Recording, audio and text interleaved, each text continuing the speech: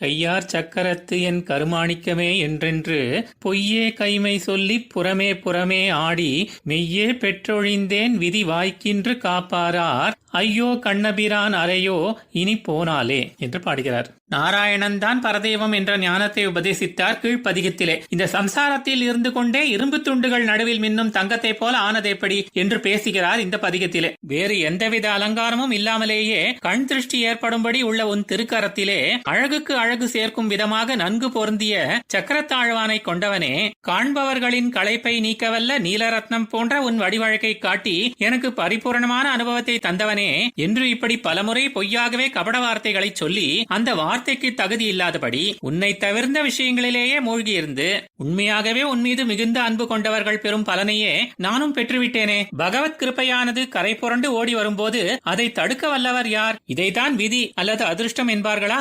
ஸ்ரீ கிருஷ்ணனே, இப்படி உன் கிருபை எனக்கு பலிக்க பெற்ற பின்பு என்னை விட்டு நீ போக விரும்பினாய் என்றால் தாராளமாக நீ போகலாம். உன்னை நான் தடுக்கவில்லை.